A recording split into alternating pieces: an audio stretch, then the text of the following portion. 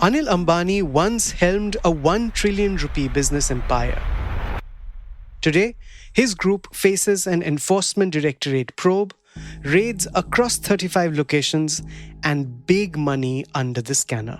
Investigations reveal a potential 24,000 crore rupee scam, with the SBI classifying Reliance Communications as fraud. At least 50 plus entities was covered under the search operation under PMLA, which the ED has initiated on July 24th. The ED in its preliminary probe found gross violations in Yes Bank loan approvals to Reliance Anil Ambani group companies.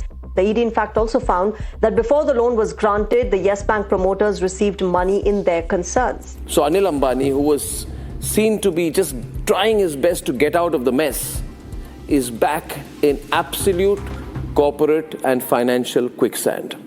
At the heart of it, a complex web of debt transactions with Yes Bank, investments allegedly routed through shell firms, and quid pro quo deals linking ADAG to Yes Bank's former chief Rana Kapoor's family offices.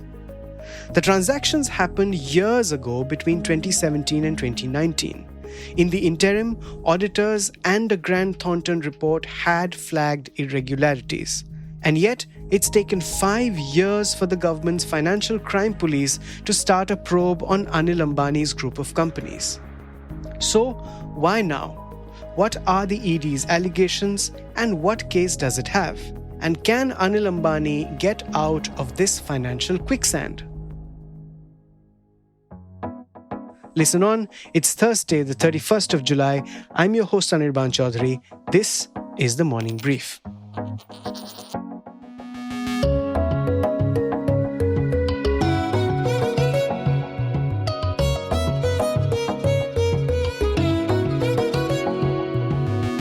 Do note that spokespersons at Anil Ambani's companies have refuted all allegations. A statement from Reliance Infra and Reliance Power on Tuesday said that the company and all its officials have fully cooperated and will continue to cooperate with the authority. First up, I spoke to ET's banking editor Sangita Mehta. Hi Sangita, very warm welcome to the Morning Brief. Thank you, Anirban, for inviting me. So Sangita, let's go to the genesis of this crisis around Anil Ambani and his group of companies. I think it started with the auditor of those companies. Absolutely, Anirban. So, sometime in June 2019, PwC resigned prematurely as auditors of Reliance Capital. That was one of the flagship companies of ADAG Group. And they stated at that time that certain observations, if they are not resolved, certain transactions actually, if they are not resolved satisfactorily, it could have a significant impact on the financial statement of the company. Right. Now, obviously, ADAG did come out in public and they refuted it. And then they appointed another auditor. But the thing is that it was also at that time that Reliance Communication also was in trouble. And they had loan of 40,000 crore. They were talking with banks to renegotiate the terms of the loans, and there were signs of stress in that account also. And then around the same time, the two subsidiaries of Reliance Capital, Reliance Housing Finance and Reliance Commercial, they defaulted. So rating agencies downgraded them. So around the same time when this was happening, two of the largest finance companies, ILNFS and DHFL, defaulted. In this kind of a situation, there was already crisis of confidence in finance companies. Lenders were very hesitant giving loans to them. And Reliance Capital defaulted. So amidst all this, lenders appointed GT to investigate the books of Reliance Capital. And I think it's with the GT report that this story really blew up, right?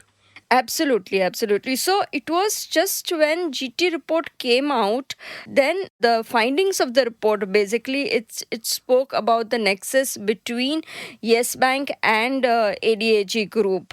But one of the most important findings was that there was a quid pro quo between Yes Bank promoter Rana Kapoor and the promoter of Reliance Capital. Now how? is the question. So I'll just briefly explain to you. Yeah, sure. So the thing is that Yes Bank gave loans to Reliance Capital. And Reliance Capital invested in the family offices of Rana Kapoor. To put it very simply, it's seen as a kickback. And Rana Kapoor never disclosed to the board when the loans were sanctioned by Yes Bank that Reliance Capital is investing in the family offices of Rana Kapoor. The issue is that when Rana Kapoor or when the board of Yes Bank gave loan to Reliance Capital, all the directors on the board of Yes Bank signed a note saying that there is no conflict of interest with the borrower. Now, even Rana Kapoor signed this note. And ideally, he should have disclosed to the board that his family office has borrowed from Anil Ambani's promoted Reliance Capital. So, this clearly is a governance issue also. So there were two kind of transactions which are being talked about. One is Reliance investing in the family offices, Reliance Housing Finance and Reliance Commercial. And the other allegation is that Yes Bank invested in the bonds of Reliance and Reliance invested in the 81 bonds of Yes Bank. But whose money is this? This is depositors' money.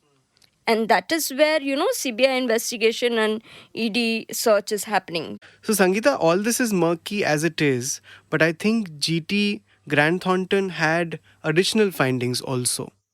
Yeah, absolutely, Anirban. There were a lot of things which came out in the GT report. So, one of the interesting findings of GT was that Reliance Home had granted 12,000 crore loan to borrowers with weak financials and common features.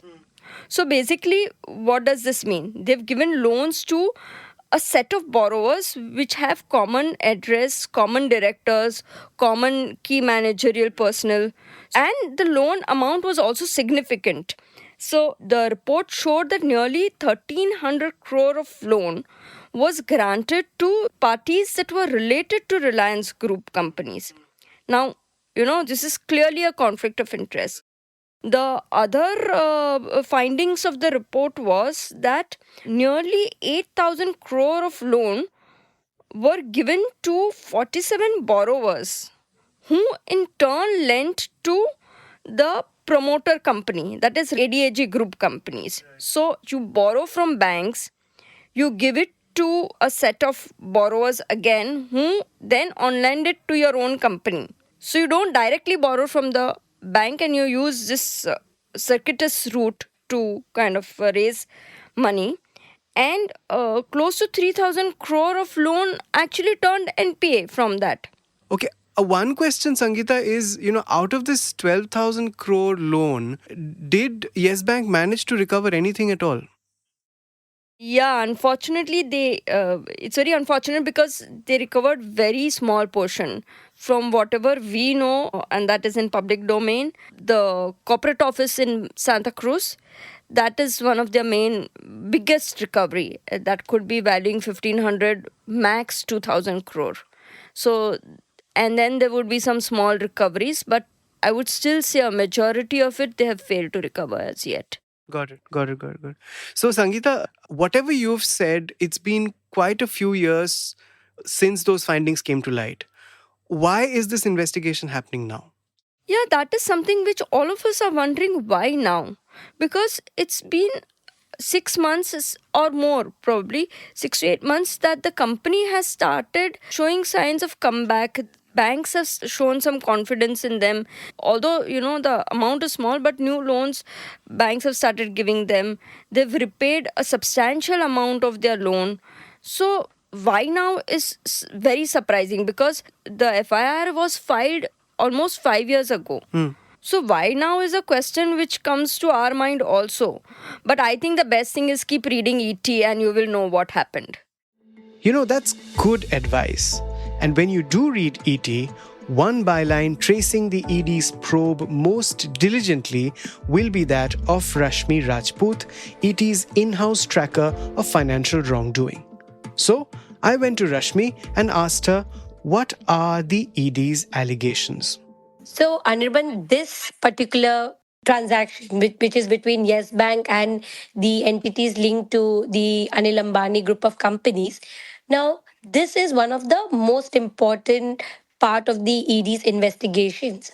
Now, ED's investigation is divided into many halves. One of the prime focus would be the transaction linked to Yes Bank, and one of the focus in the Yes Bank transaction is the loan that was given to the Anil Ambani group of companies, which was roughly around 3,000 crore. At the time when these loans were disbursed, around the same time, the erstwhile promoter of Yes Bank, that is Mr. Rana Kapoor, there were certain entities which were linked to him, and those entities had received funds. And this particular arrangement, the ED is looking as an arrangement of quid pro quo.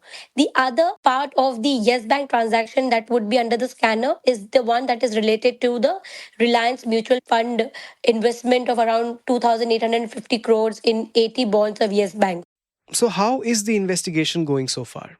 Now, one has to remember that the raids had happened just earlier this week.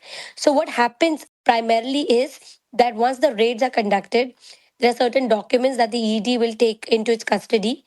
Those documents would be studied, and based on those documents, it will kind of then firm it up its case.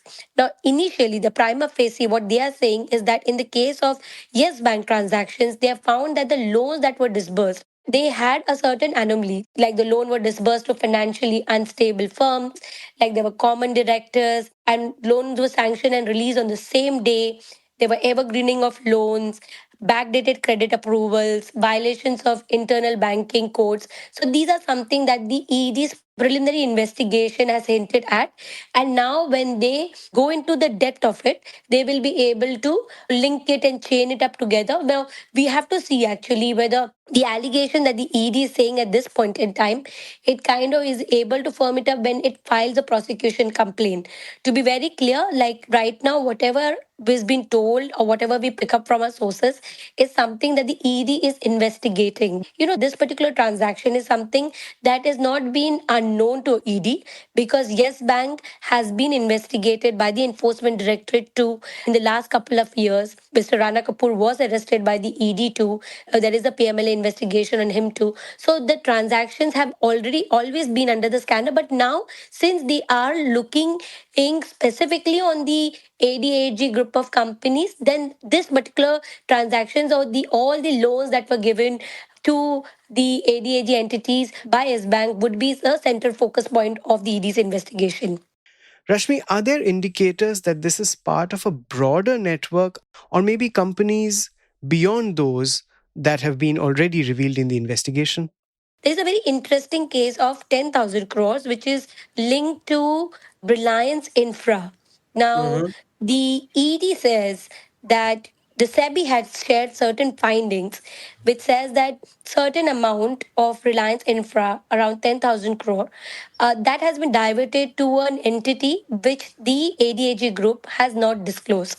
Now, this particular entity was used, which the ED suspect is a shell entity, which was not disclosed for helping them in transactions. Then, subsequently, what they say is that of the 10,000 crore, our infra had got a haircut of around 5,480 crores, and 6,000, roughly 6,500 crores were pending, of which only 4 crores has been received. The rest of the money has not been explained. And what they did is they said that this money has gone into non operational power diversion companies. So, this the ED suspect is a case of diversion of funds. 10,000 crore would be an integral part of the investigation. So this becomes one part, and the other would be basically the loan frauds, the alleged loan frauds caused by the various entities linked to the Anil Ambani group of companies. The other question is, have market regulators like the SEBI been coordinating with the ED as well on this?